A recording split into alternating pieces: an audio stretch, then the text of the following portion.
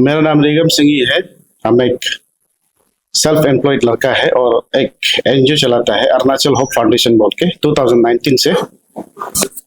तो आज का प्रेस कॉन्फ्रेंस जो है बहुत खास होने वाला है, क्योंकि this press conference is related to unemployed youths and unemployed schemes, और वो स्कीम्स में क्या करप्शन चल रहा है और वो स्कीम्स कहाँ तक सही इम्प्लीमेंट हो रहा है। उसके बाद में एक दूसरा तरीका से अनएम्प्लॉयड यूथ्स के लिए अवेयरनेस के लिए है, और हमारा राज्य सरकार यानी कि स्टेट गवर्नमेंट के लिए भी एक मैसेज है।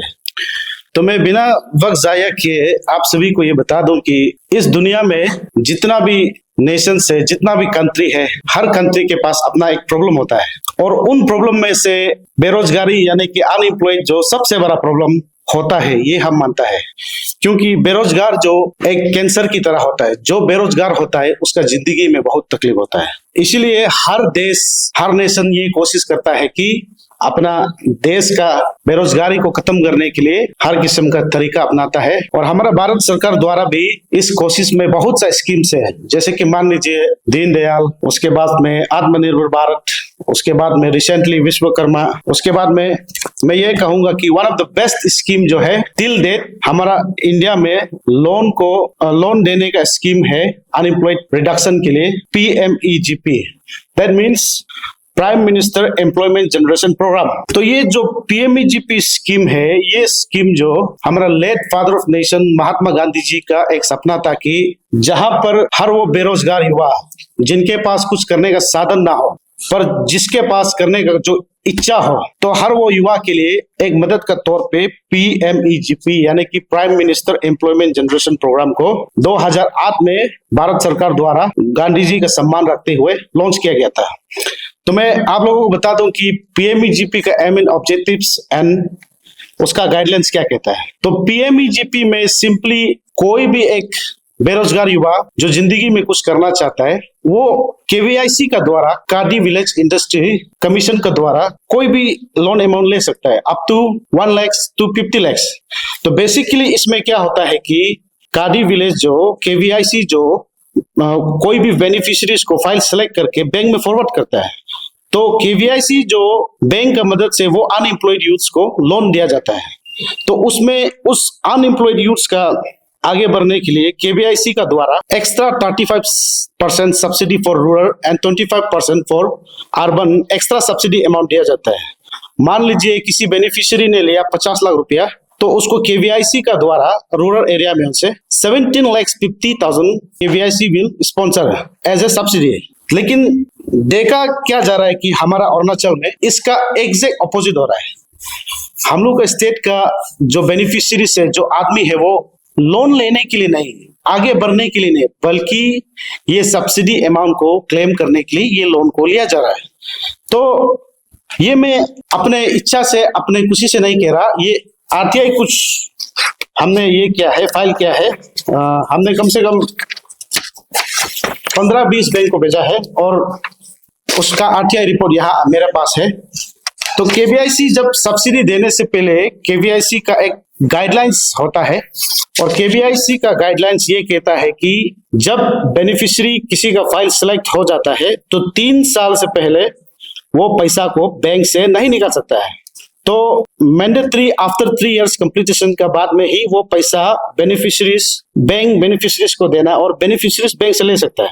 लेकिन अरुणाचल प्रदेश में क्या हो रहा है कि यहाँ का लोग इतना फास्ट माइंड हो गया कि बेनिफिशियरीज जो सब्सिडी अमाउंट है उसको एक ही दिन में निकालता है।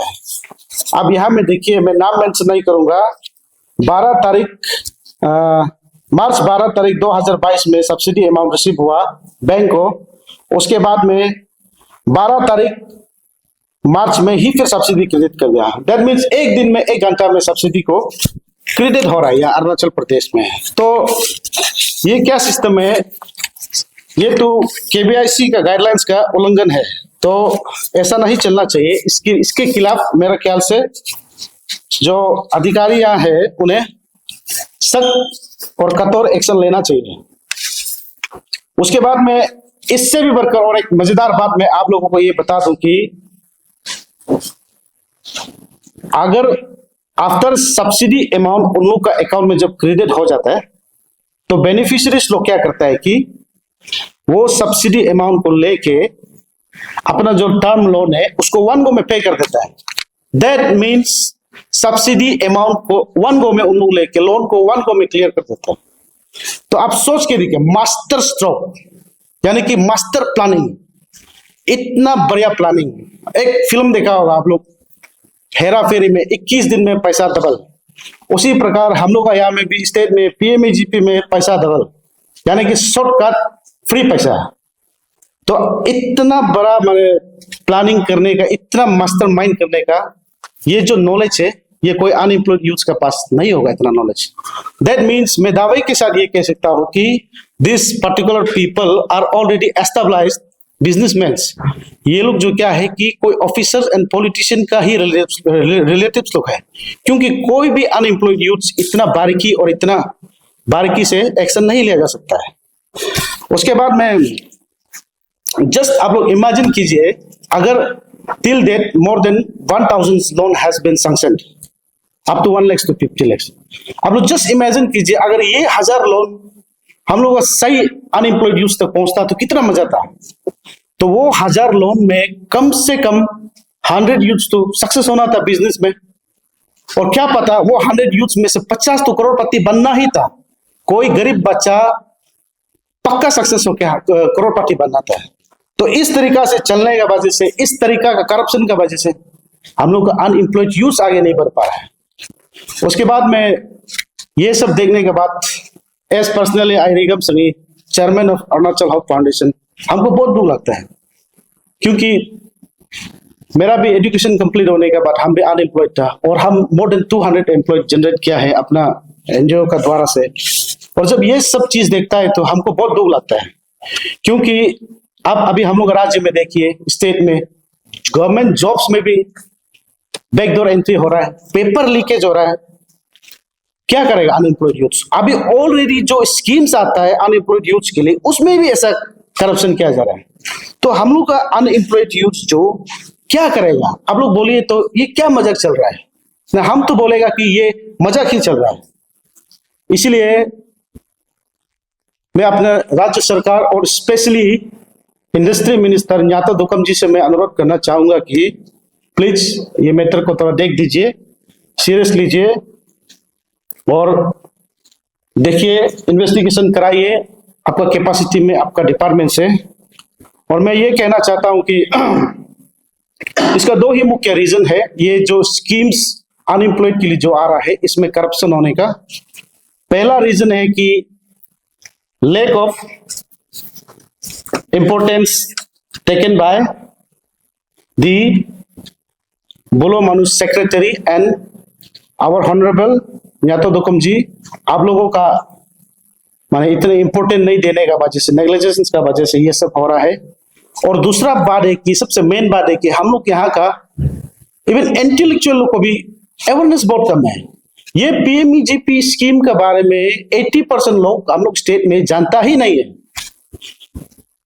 अपसू में all Arunachal Pradesh student union में मेरा दोस्त है, अंशु में मेरा दोस्त है, इवन मोस्ट पीएचडी होल्डर में भी है, आरजीयू में भी है। इवन उन लोगों को भी पता नहीं है कि PMEGP scheme is there for unemployed youth.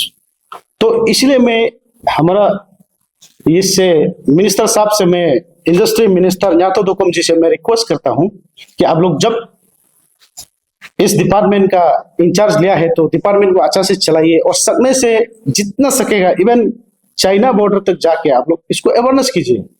और मैं स्पेशल रिक्वेस्ट ये करूंगा कि सीट्स को आप लोग थोड़ा बढ़ाइए पीएमईजीपी के लिए, क्योंकि as compare to the reserve seats provided by your industry targeted, तो वो टारगेट थोड़ा कम होता है, उसको सीट्स को थोड़ा बढ़ाइए।